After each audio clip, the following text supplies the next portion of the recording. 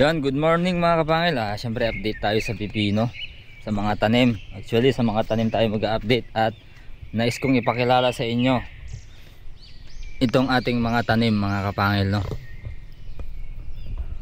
Aba, swabe siya, oh. Isang puno, ay dalawang puno yan. Yung mga bunga niya mga kapangil, oh, malalaki na. Oh, parang napakagandang kainin, no. Parang napakasarap, oh. Yan, oh. Yan yung mga yan, meron dyan. Sana mabuhay lahat, no. Ito, oh, ang gandang tingnan mga kapahil, oh. Ayan, apat yan. Medyo malalaki na, oh. Pipino is real tayo dyan. Hindi ko alam kung kailan pwedeng pintasin yan, kasi ngayon now lang ako nagtanim ng ganitong variety mga kapahil, no. Yan. Okay na yung dahon. Itong gusto kong kulay ng dahon mga kapangil. May mga ano man dyan, basta ito yung kulay. Ito yung gustong gusto ko.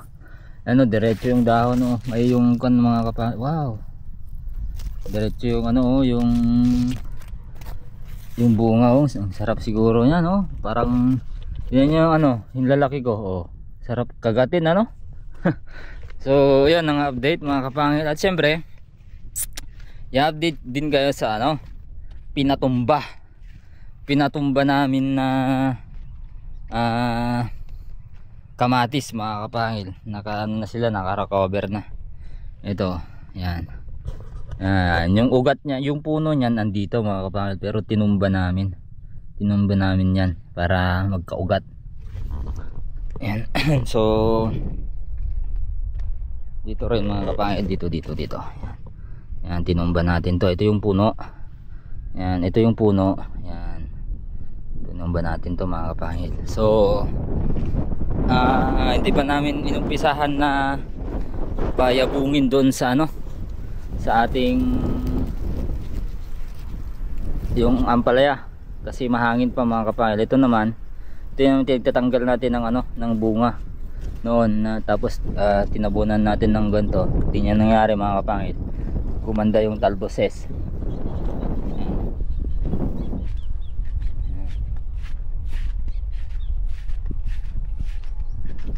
So malapit na siguro tayo magtinda ng pipino. Yun yung ano, nauna pipino dun, konti pa lang. Sana madamihan para ano, update din tayo sa cauliflower ulit. Ay, broccoli pala to. Ito yung repolyo. Yan. Nilinisan na din dyan. Yan. So ito yung nasayote natin. Ito yung talbos ng sayote natin mga kapangil. Ito. Yan, ito na yung main vine na pinatay ko na. Ito na yung pinatuloy natin, talbo yung side shoots.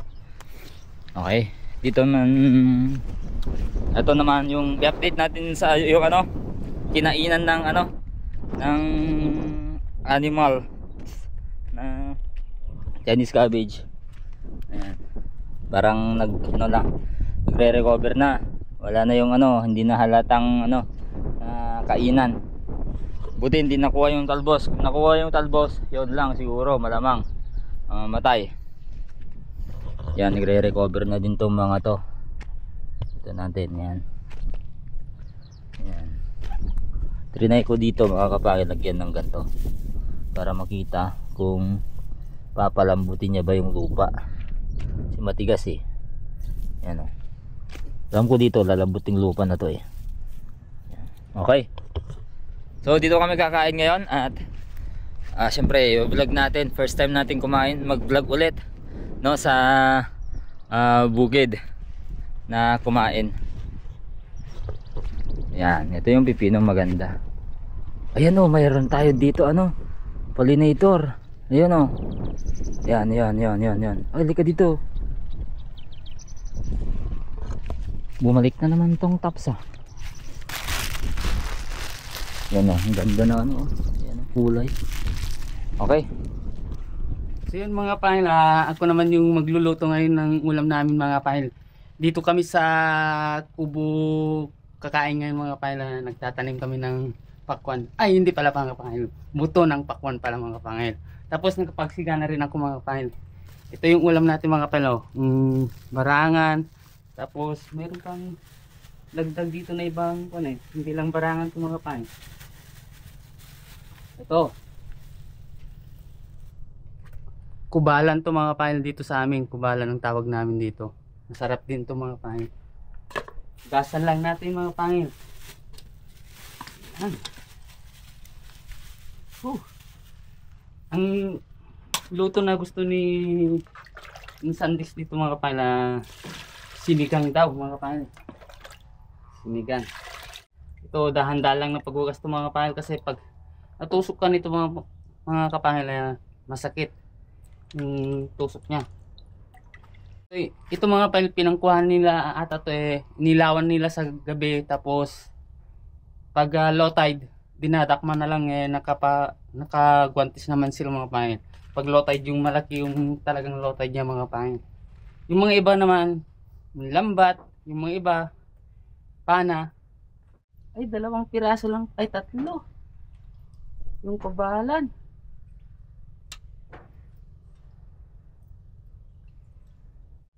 Okay, oh. Tignan nyo mga pangin. Okay. Okay, ugasan ko lang ito mga pangil saglit. At saka linagyan ko pala ng suka mga pangil. Tapos babalnawan ko para matanggal yung lansa niya mga pangil. Ganito yung ginagawa namin dito kasi mga pangil pag nagluluto kami ng barangan. Para matanggal. O tignan nyo mga pangil, bumubula o. Ginaganon ko to para matanggal yung lansa. Ang natutunan ko dito, sana ko natuto dito yung mama ko mga kail, hinugasan niya muna ng suka talaga. Binabal naman niya.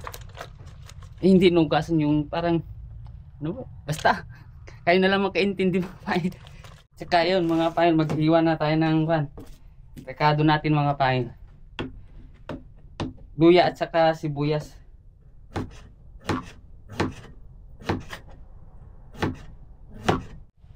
Saka malapit na pala graduation ng anak ko mga pahil. Mag-graduate siya ng grade 6. Ako daw yung magmamarko sa kanya. Kag-graduate na sila sa itong April mga pahil. Kasi nung daycare saka kinder siya, yung mama niya yung nagmarcha mga pahil. Kaya dapat daw ako naman. Hindi ako noon nakakuan kasi may trabaho ako mga kain. Yung asawa ko noon wala pa. Mas masarap kasi yung hindi tinitipid yung rekado mga kain. Goods.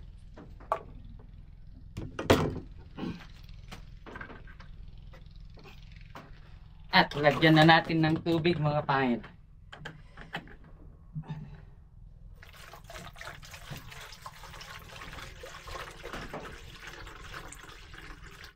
Masarap yung sabaw.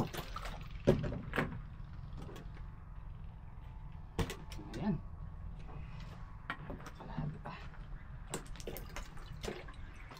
So yung mga pile, sasalang na natin. Tapos pakuluan natin bago natin ilagay yung isda para maluto yung rekado. Okay. At so yun mga pile, kukuha tayo ng pangsahog natin mga pile sa sinigang natin mga pile. At saka pasensya na kayo mga pile kung hindi diretso yung pagtatagal ko kasi talagang pure na Ilocano ako mga pile. Alam nyo na yung mga Ilocano mahiyain. Joke lang. Okay, kuha tayo ng pangsahog na pechay mga pile. Ang palaya sana pero wala. Tapos talbos ng sili. Ito, marami naman tayong pechay pa dito mga pile. Oh, magaganda na yung tanim. Okay, asan ba? Ito, kuha na tayo dito mga pangalang pechay. Ito. Ang sahog.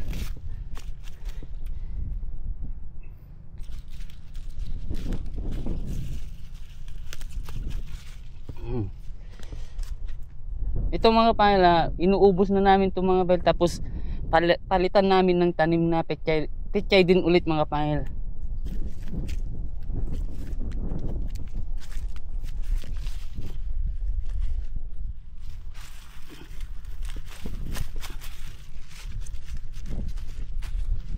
Okay, kuha lang tayo ng pang sahog natin mga pangil. So yun mga kapangil, ay lalagay na natin tong isda kasi kumukulo na. Ang bango yung amoy. Mabubusog na naman tayo dito mga pangil, oh. Uy, kumukulo na mga pangil. Ayun mga pangil, lalagay na natin yung isda. Swate. Ito mga pangil, ito 220 yung 1 kilo pa lang dito. Wala pa kasi nakakapaglaot masyado mga kapal kasi malakas pa yung hangin. Delikado. Pag summer na talaga mga kapal, mga blue marlin, mga dorado, daming isda na mga kapal. Murang-mura nandito. Okay, lagay lang natin mga kapal. At so yun mga kapal, lalagay na natin tong pechay na mga kapal. Uy! Yan. Uy, kumukulo na. Tapos lagay na natin to mga kapatid. At linagyan ko na rin ng asin to mga kapatid. Hindi ko lang napitikan. Okay.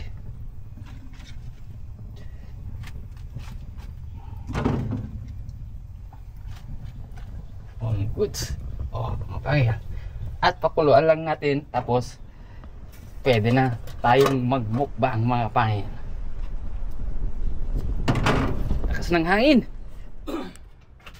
Kain na tayo mga kapangil. Si Sandix pala mga kapangil, titirahan na lang namin mga kapangil. Sinabi niya una na lang daw kami kumain.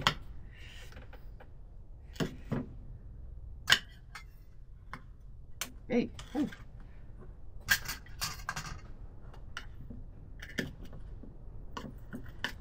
Sili.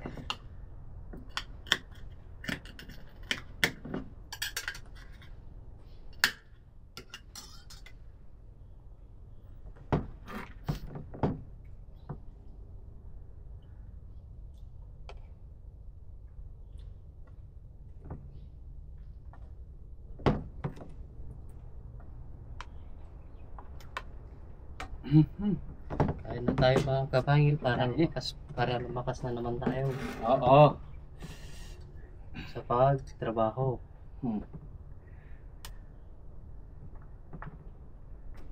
Wala na kaya.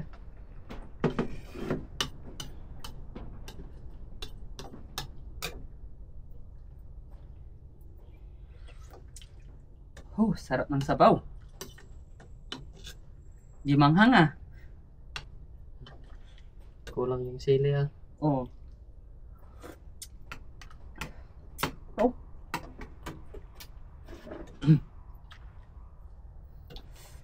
Mainit na mga pangil.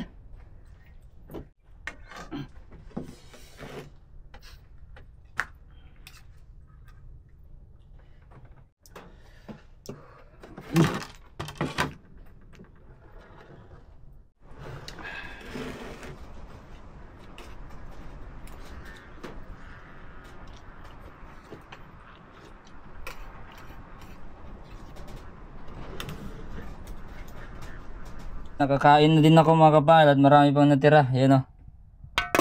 May papakita ko sa inyo. Meron na namang malaki dito mga kapangil. Ayan o. Malaki. Pero namantay na tong katabi niya. So naninilaw sila. Kailangan ng abono ulit mga kapangil. At ito. May papakita ako sa inyo. Yun nga lang. Kapag mainit, naglulupay pa itong mga tanim natin. Yan o, lupay-pay. Yan o, parang nalanta. Yan. Pero sa tingin ko mga pangil, yung mga cauliflower din dito.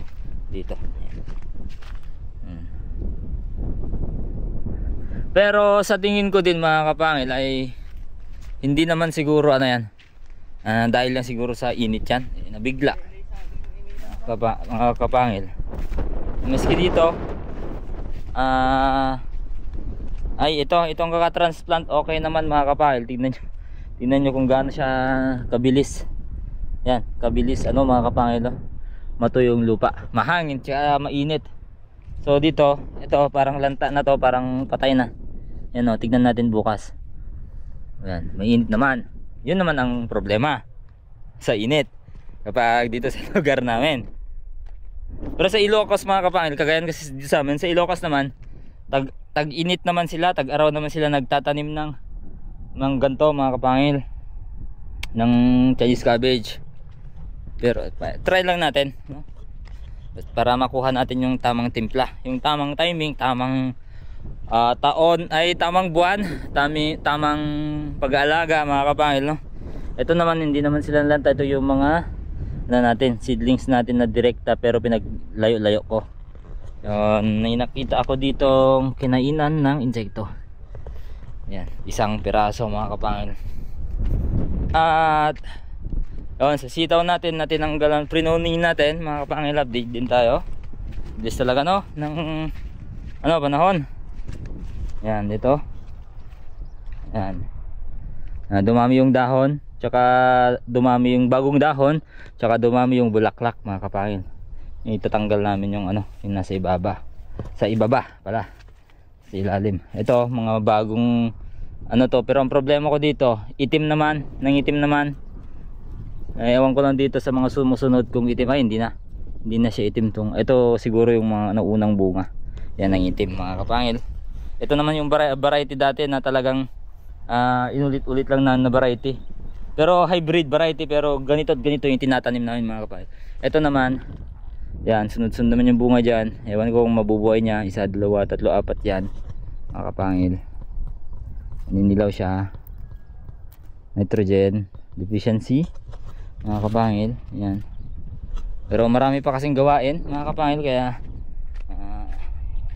tayo natin, isa-isahin natin yung yung trabaho ngayon, kasi marami kami magagawa ngayong tag-araw mga kapangil, no?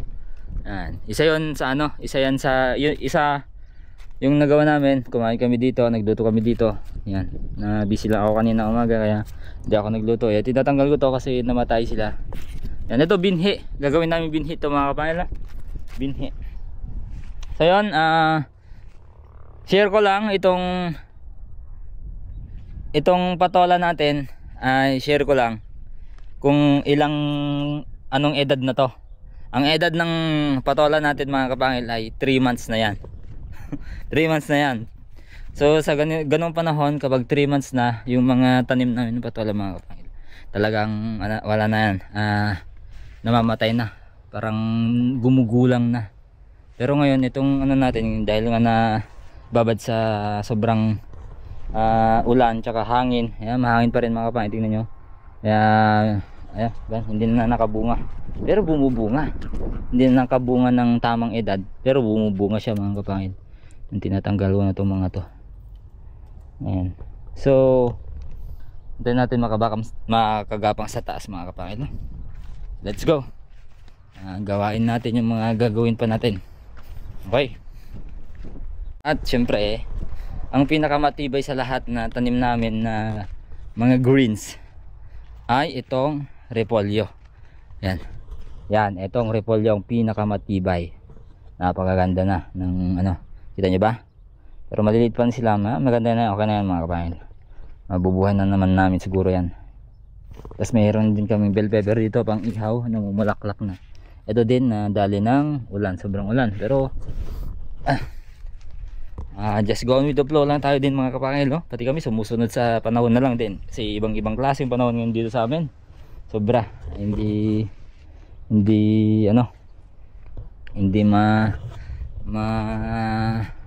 hulaan. Okay. Update tayo mga kapangil. Wait lang. Update tayo mga kapangil sa kaninang broccoli. Kanina yan, yan, medyo lupay-pay. Pero ngayon, wala nang masyadong sikat ng araw. Yung tanghali kanina, nung i-update ko yan, okay na. Okay na mga kapangil. Hindi na lupay-pay. Well, i-update ko lang kayo sa tatamnan natin ng itim na pakwan mga kapangil. Siyempre yung tatanim din tayo dito ng black variety ng pakwan.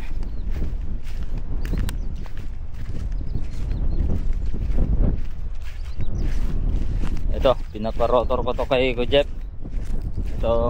Dito yung kubo natin dati mga kapangil, may mga bote pa dyan. Ito, pinaparotor ko to. Yan, ito. Yung tatamnan din ulit natin ng pakwan. Yung dating mulching to.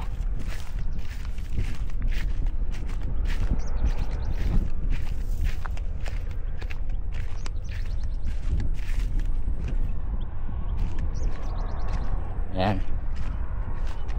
Ayan, wala pa pala. Ayan. Ito yung titatamnan natin mga hills mga kapangil na pakwan. Dami niyan, ilang piraso yan mga kapangil. Isa, dalawa, tatlo. Dami, basta madami yan mga kapangil, no. Kasi ito pa, medyo malawak-lawak din yung pakwanan na yan. Kasi ilang piraso yan mga kapangil. Dami yan. Yan. Nag-ano tayo dito na kapag yan, tatabunan na lang to mga kapangil. Ganyan.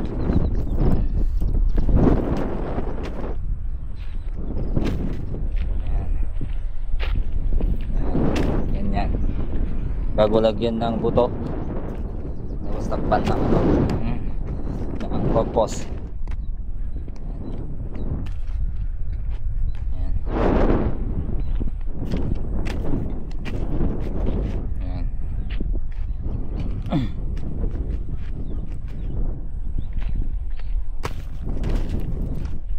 Ayan.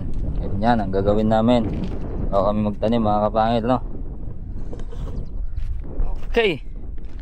Tapos maraming diskarte yung gagawin namin dito, iba-iba. Tapos nagtanim na din ako dito yung tira natin na pakwan nun.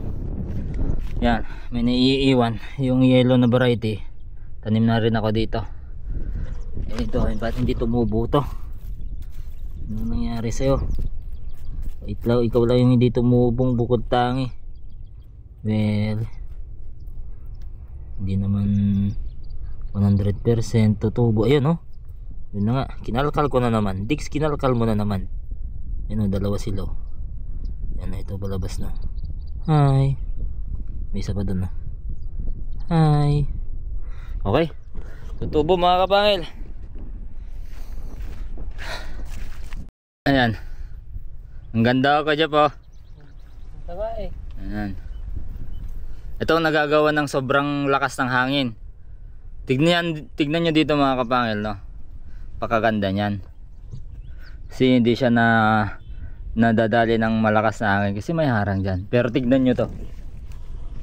Tignan nyo tong hangin, yung open na hangin mga kapangil. Walang laman yan. Walang laman. Maski ito, walang laman. Kung mahangin sa lugar nyo, walang laman yan. Ito, walang laman to mga kapangil. Mamatay na to. Yan. Ito yung tinatawag namin dito na tangad. Yan, ito may laman pa to eh. Pero ito wala na. Kasi ito wala na. Tangad. Tignan din natin yung ano, iba pa doon na hindi nasasagi ng hangin. So yan, that's all for today's vlog mga kapangil. Kita-kits tayo sa susunod na bukas. Update. Hanggang sa antin na naman yung update natin sa ating mga tanim. Okay? Dami pa natira sa ulam.